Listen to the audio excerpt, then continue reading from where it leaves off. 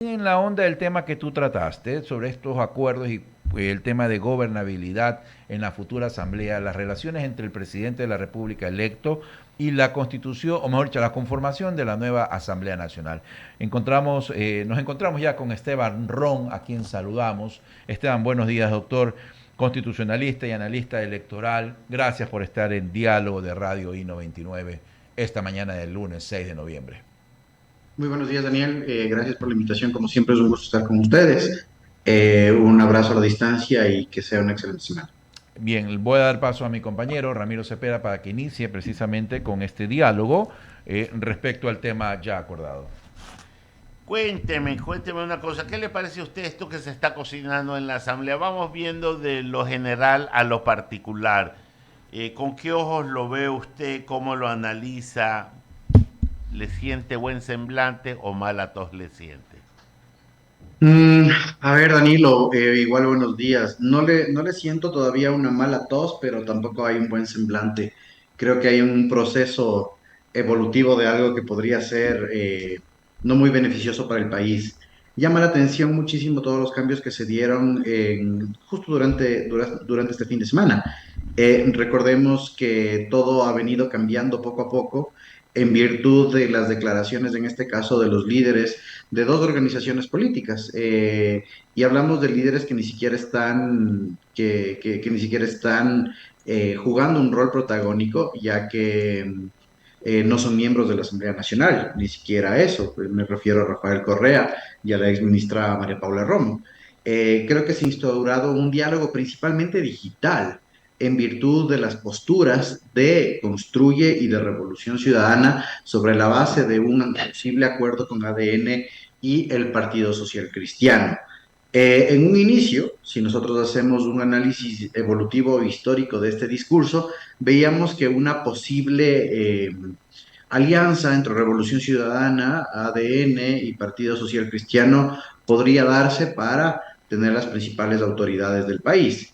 Y días previos, estableció una línea roja, como ellos lo denominaban, a cualquier tipo de, inclusive, conversación con Revolución Ciudadana. Entonces, después de eso, y sobre la base de una posible agenda determinada en cuanto a un juicio político determinado, es decir, en contra de la fiscal Diana Salazar, se rompe un primer intento de acuerdo, porque no sabemos si hubo acuerdo, entre ADN entre Partido Social Cristiano, específicamente con Henry Kronfle, y Revolución Ciudadana, específicamente con Rafael Correa. Pero no veo que se pueda materializar en los próximos días. De hecho, antes de conectarme a la entrevista con ustedes, escuchaba al asambleísta Galarza de Construye, quien de la misma forma señalaba que ellos no, bajo ninguna circunstancia, harán una agenda con Revolución Ciudadana y que se los había tildado tal vez de adelantarse en un criterio al señalar que ellos no se sentarían con Revolución Ciudadana antes de cualquier cosa y que ahora el país le está dando la razón. Bastante complicado, ya que los acuerdos circunstanciales de la Asamblea, esta movilización y el golondrinaje de votos es a lo que nos estamos acostumbrando lamentablemente en el país y que se den acuerdos de último momento. Si no, podríamos recordar lo que pasó en la sesión de instalación de la Asamblea, en este caso que se terminó por la muerte cruzada, cuando inclusive entre llantos se lograban nombrar a las primeras autoridades de legislativo y que los acuerdos duraron ni siquiera 2 meses cuando se tuvo el primer proyecto de tensión legislativa. Entonces, es una cosa que no sé si una mala tos, Danilo, pero que va encasillándose mal. Y además, algo que es preocupante es que no se tiene una agenda clara respecto de la producción legislativa. Se habla muy escuetamente, muy al aire, muy etéreamente de esto vamos a hacer, reformas en el tema de seguridad, reformas en el tema de inteligencia, reformas en el régimen tributario, pero no tenemos una propuesta concreta. De hecho, yo decía hace un par de días en una de las redes sociales, pidamos ahora sí a los asambleístas que están a 15 días de posesionarse por lo menos 5 artículos de las leyes que tanto han propuesto. Entonces, bastante complicado y espero que no suceda esto, que nos vayamos con una agenda específicamente de fiscalización y control, es decir, activaciones de juicios políticos realmente innecesarios que merman la labor de la producción legislativa y que tienen un contraefecto que es el de la desestabilización tanto de las personas como de la cosa pública. Ya vimos que otro de los problemas que vamos a tener en la Asamblea es la posición o no del asambleísta nacional de Construye, que legítimamente no puede posesionarse legalmente no puede posesionarse y que tiene que posiblemente asumir una subdirección de la primera sesión. Entonces veo un tema bastante complicado y acuerdos innecesarios que producirán un desgaste de la labor legislativa. Eso como primer diagnóstico. Esteban, te escucho con respeto y siempre se me ocurre a mí una frase que le decía aquí, no quiero que me quieras, con que no me jodan es suficiente. Y me imagino que es la expresión que puede tener el presidente Noboa al estar en una expectativa, porque yo creo que él está en la expectativa de ver cuáles son los dos que se juntan para él agregarse y hacer la mayoría. Lo veo en ese compás de espera, porque él no quiere entrar entre dimes y diretes de dos partidos, porque hay posibilidades de, y sígame el hilo de lo que estoy haciendo, el que tiene que estar en la mayoría y la mayoría más posible es de Alianza País o de Revolución Ciudadana con o el Partido Social Cristiano o con el bloque que tiene el presidente Gutiérrez, que también creo que anda por un bloque de 14 asambleístas. Si no es el costo con el Partido Social Cristiano, el costo podría ser con el grupo que lidera el coronel Gutiérrez más el grupo de los asambleístas del señor Novoa.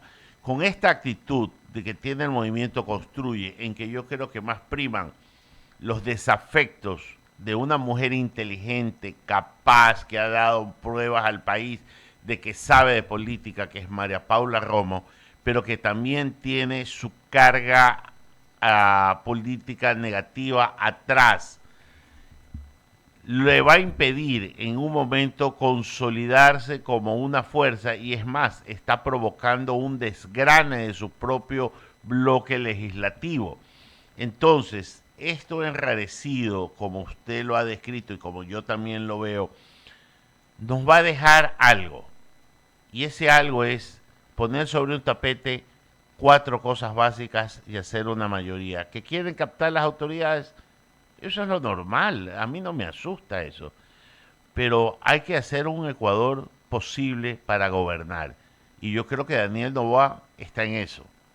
Yo no sé cómo lo ve Sí, usted a él, pero yo lo veo a él en la tribuna, digamos que por el nivel económico, él en la suite, esperando que se aclaren las aguas para él simplemente agregarse a hacer la mayoría en el bloque que se arme. de acuerdo. Yo creo que yo, Danilo, voy a compartir con usted Ramiro, es Ramiro, démonos. Ramiro. Eso. Ramiro, yo creo que voy a compartir con usted el diagnóstico de lo que sucede con Daniel Noboa. De hecho, de lo que vemos, en lo que se puede ver como la agenda pública de él, que se encuentra realizando viajes internacionales con determinadas perspectivas, como inversión internacional y modular ciertos acuerdos que se quedaron todavía pendientes en el gobierno de Guillermo Lasso, está desapegado, Ramiro, de esta bronca que puede generarse en el legislativo.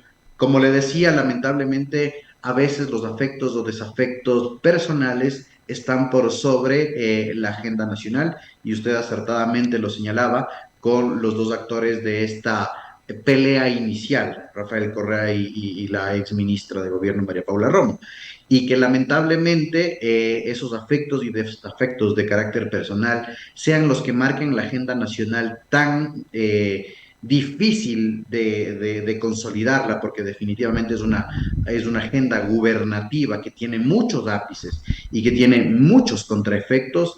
Creo que están perdiendo el tiempo. Y como le digo, Ramiro, no veo una agenda gubernativa sobre la base de una producción legislativa, que de por sí ya es complicadísima por el escaso tiempo que existe, como por ejemplo para hacer una codificación o recodificación de una ley orgánica. Eso toma 9 a 11 meses aproximadamente, pero no veo una definición. Creo que es una acertada decisión la del presidente electo Daniel Noboa, mantenerse fuera de esa conflictividad y no tomar postura. De hecho, la única vocería que hemos tenido de ADN fue hace 2 semanas por la temporal jefa de bloque en este caso de ADN. ¿Y qué es lo que había mencionado la temporal jefa de bloque de ADN? Únicamente hizo alusión a una posible consulta popular e hizo alusión a 2 proyectos de ley que ya estaban en el tapete y que fueron debatidos inclusive por el propio Daniel Noboa, que era la ley de inteligencia y la ley de seguridad. Entonces se están manteniendo al margen y tampoco vemos una vocería por parte de ADN. Adecuada situación en este caso, como usted bien lo señala, de ver desde un palco, desde una suite, la pelea de las organizaciones políticas. Preocupa una cosa, sí, como le decía Ramiro, dentro de la agenda gubernativa, que lamentablemente estos acuerdos mínimos no tengan la prolijidad necesaria y además la conciencia de carácter social y de reordenamiento político que requiere el país. Lamentable que en este momento se hable de una agenda de fiscalización y control, inclusive con un ánimus de venganza, como es el juicio político al actual fiscal general del Estado, pero también otras instituciones a las cuales se espera enjuiciar políticamente.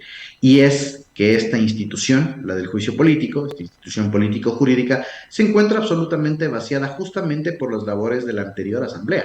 Es decir, que ya no se tiene una confianza en lo que puede generar como efectos de esta institución, por más bien llevada que esté. El vaciamiento de las instituciones políticas, es decir, la malutilización por una agenda particular más que una agenda nacional, ha producido lo que ha producido, inclusive una muerte cruzada. Recordemos que el juicio político al presidente de la República lo causó y el juicio político a otros servidores públicos de la misma manera ha causado una disfuncionalidad más que un reordenamiento y eso lo veo bastante complicado. Ya se habla de una agenda de impunidad. Qué duro que se tenga un calificativo como el que se está utilizando, en el cual prima no una necesidad social, sino una agenda de impunidad. Y segundo lugar, que ya se tenga enlistado el número de servidores públicos y autoridades estatales que entrarían dentro de un juicio político como el Consejo Nacional Electoral, el Consejo Nacional de la Judicatura y este tema de la despersonalización institucional hacia los efectos de una sola persona realmente no va a acarrear ningún efecto productivo para el país, me refiero a productivo dentro del medio Esteban, ambiente social y político. Esteban, por eso es que yo digo que lo primero que hay que hacer es hablar el mismo idioma. Es una torre de Babel la que hay entre todos los actores políticos sumergidos en la Asamblea Nacional, en la nueva que se va a formar en estos días, 15, 20 días, 10 días, lo que tenga que ser. Pero esta agenda mínima, por supuesto que debe de haber juicios políticos en el camino, pero lo que también tiene que haber en el camino es integrar las autoridades de control que ya están en algunas debiéndose renovar, como el Consejo Nacional Electoral, que yo creo que debería hacerse porque si hay una consulta casi como que se va a montar un nuevo proceso y van a volver a estar blindados por un nuevo proceso electoral. Yo quería hacerle una consulta a usted. ¿Usted cree que si se logra una mayoría sólida, coherente, con una agenda básica de país, podríamos evitarnos y saltarnos la consulta popular? Porque eso, nos guste o no nos guste, lejos de ayudar, aunque su propósito sea genuinamente bueno, ¿ya? En la realidad termina siendo un elemento entorpecedor de una gestión administrativa y especialmente una gestión administrativa de pocos meses. Sí, definitivamente. Y siempre creo que lo discutimos en este mismo espacio, Ramiro. Creo que la agenda y la construcción de una agenda gubernativa es la primera fase de un gobierno transicional como el que va a tener Daniel Noboa. No de transición, pero sí transicional. y la construcción de esta agenda sobre la base de acuerdos mínimos es fundamental, porque la consulta popular, si bien es un mecanismo constitucional que se lo puede aplicar para dos tipos de efectos, realizar actuaciones que prohíbe la Constitución o realizar una redistribución y reconfiguración de la administración pública, ya vemos que va a tomar más de 100 días. Esos son los tiempos mínimos que se tienen dentro del proceso de consulta popular. 60 días en el Consejo Nacional Electoral, 40 días en la Corte Constitucional y algunos días más con los plazos indeterminados mientras fluye la consulta popular entre las dos instituciones. Esto si las preguntas son constitucional y perfectamente realizadas por parte de la Presidencia de la República, porque también se podría entrar a ese diálogo como el que tuvimos entre Corte Constitucional y Presidencia en la consulta de Guillermo Lazo. Entonces, son, digamos que entre plazos más y plazos menos, 120 días, 4 meses. Es decir, estamos hablando de un tercio del tiempo de gobierno. Entonces, lo veo no un mecanismo eficaz, ¿sí? ¿Por qué? Por los tiempos de producción de los efectos. Es un mecanismo democrático y válido, de acuerdo, pero no es un mecanismo eficaz. Y como usted acertadamente lo señala, mientras esperamos los resultados de la misma, porque además los resultados tampoco tienen un efecto inmediato, sino que tienen un momento transicional para que se readecue la administración pública y poder tomar las decisiones sobre esto, nos vamos a quedar con una expectativa y sin una política de ejecución ejecutiva, como en este caso la tiene que aplicar el presidente Novoa. Lamentablemente ha sido un ofrecimiento.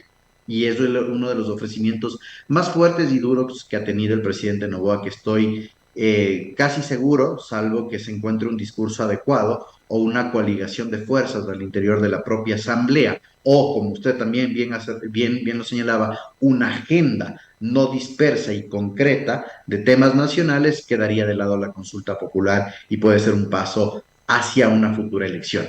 Y con el tema del Consejo Nacional Electoral, este mes, este 2023, se cumplen 2 años de prórroga de funciones de los consejeros, ¿sí? Recordemos que estos consejeros entraron en funciones en el año 2018 y constitucional y legalmente tiene que darse una renovación del Pleno cada 3 años. Es decir, este 2023, perdón, en este 2023 estamos ya en un periodo extendido de 2 años de prórroga de funciones. Y aquí viene una pauta, Ramiro, que es que se dice que el Consejo Nacional Electoral queda blindado cuando están en la declaratoria de periodo electoral y que no se puede realizar un cambio de las estructuras, es decir, de los consejeros. Bajo ninguna circunstancia existe este blindaje. Esto es un sesgo de la anterior ley de elecciones que presuponía que las autoridades del Consejo Nacional Electoral tenían un halo de protección, obviamente, al tildárselas como máximas autoridades en periodo electoral, pero bajo ninguna circunstancia el sistema jurídico ecuatoriano lo determina de esa manera. Así que se puede cambiar de consejeros en cualquier momento. Mucho más complicado, obviamente, dentro de la continuidad de la administración pública, que se dé este cambio cuando está una convocatoria vigente de un proceso nacional. Eso es otra cosa. Pero de que se puede, ya que la disposición del Código de la Democracia establece que las entidades gubernamentales, ¿sí? Y estatales en general deben prestar cualquier tipo de ayuda requerida por el Consejo Nacional Electoral mientras se da un proceso electoral y que en caso de no prestar esta ayuda puede considerarse como una infracción electoral y puede ser denunciada al Tribunal Contencioso Electoral. Pero, y en este caso es un proceso racional, es un proceso normal de administración pública, el de la renovación, así que puede darse sin ningún problema en cualquier momento. De hecho, lamentablemente el concurso de renovación del Consejo Nacional Electoral por la activación de una garantía jurisdiccional, una acción de protección, regresó a fase 1, es decir, a la convocatoria. Y entiendo que hay una recalendarización en el orden del día del Consejo de Participación Ciudadana para que justamente no interrumpa la declaratoria del nuevo proceso electoral que viene a ser en febrero del próximo año nacional, es decir, en todo el territorio, y que así no se rompa con la continuidad del mismo, pero de que se requiere la renovación en ese Consejo Electoral, a pesar de que los resultados de los procesos electorales han sido adecuados, y esto hablo desde el ámbito operativo, se requiere ya el cumplimiento de la norma constitucional, Ramiro. Esteban, antes de darle paso a mi compañero Daniel Solosa, no quiero invocar su don de ubicuidad. Lo acabo de ver en Ecuavisa, que tenemos aquí también la pantalla. Usted en I-99 y en Ecuavisa, don de ubicuidad. Pero qué bueno. Le paso a Daniel Solosa, lo que sigue con la entrevista. Gracias, Ramiro. ¿Qué tal, Esteban? Sin duda, dígame usted, mejor dicho, le pongo la inquietud que tengo. ¿Esta es una asamblea distinta a las otras o va a tener el mismo mecanismo de presión, de negociación, de gestión, de coerción a un gobierno que entra de cierta forma? Yo no puedo decir que entra un gobierno fuerte ni sólido. Entra un gobierno que a primeras luces deja más dudas que certeza, con un presidente electo que luego de haber ganado no se ha presentado públicamente a decir absolutamente nada. Y eso en política, en el acontecer político, genera más incertidumbres. En este escenario, ¿usted cree que se va a repetir la misma asamblea del 2021? Ojo que tenemos parecida distribución, no en cuanto a los nombres, sino en cuanto a los bloques, respecto a lo que será la gestión parlamentaria en su relación con el presidente de la República. No, no creo que se dé la misma relación porque recordemos, Daniel, que la Asamblea Nacional, en este caso que terminó funciones por muerte cruzada, tuvo tres momentos y ya Ramiro hacía una alusión. El primer momento, que era el acuerdo general que tuvo el legislativo entre, creo, Pachacutic, una fluctuación inclusive del Partido Social Cristiano antes del desencanto final, y también otros bloques en el cual se formaba una posible mayoría justamente afín al gobierno de Guillermo Lasso. No duró sino 2 meses por los incumplimientos de los ofrecimientos al interior de la propia Asamblea y la distribución de los poderes internos. Después de eso, en la segunda fase, digamos que cuando ya asume la presidencia Guadalupe Llori, esta presidencia fue una presidencia compleja porque tenía que mantener la cordura de esta mala distribución dentro, y digo mala distribución en términos politiqueros, sino de esta distribución que no generó conformidades dentro de las comisiones especializadas permanentes y que en ese sentido le generó un autoboicot a la propia Guadalupe Llori por la agenda del Consejo de Administración Legislativa, que nunca la pudo sostener. Y además, el sinnúmero de complicaciones que tuvo el bloque de Pachacutic a la interna, no solo con los escándalos de opinión que estaban en la opinión pública, sino también inclusive dentro de la propia asamblea al haber negociado ciertos votos. Creo que esa segunda fase, que es la fase oscura de la asamblea, tampoco es repetible porque no hay esta rotura todavía definitiva de las fuerzas políticas. Y la tercera fase, que es cuando ya asume el doctor Saquicela la presidencia de la Asamblea, creo que se le dota de estabilidad a las actuaciones, pero ojo, desapegados de una agenda legislativa, apegados a una agenda de fiscalización y control político, es decir, juicio político al presidente de la República y a otros servidores de Estado. Y claro, el expresidente de la Asamblea lo que hizo es como que dar funcionalidad a esa agenda. Que se repita eso, bastante complicado. De inicio, lo que va a ser muy interesante, sí, Daniel, es ver la primera sesión, porque Ajá. ¿qué es lo que establece la ley orgánica de la función legislativa? Que en la primera sesión debería, hay una dirección, una subdirección y una secretaría dentro de los asambleístas nacionales más votados. Y tenemos pues la situación de Patricio Carrillo que no sabemos si es que se va a posesionar o no. Entonces ahí vamos a tener un primer punto de inflexión. Después, en la primera sesión, cuando se forme el CAL es automático respecto de la distribución y los números proporcionales parlamentarios, así que no habrá una discusión de la misma manera el Comité de Disciplina.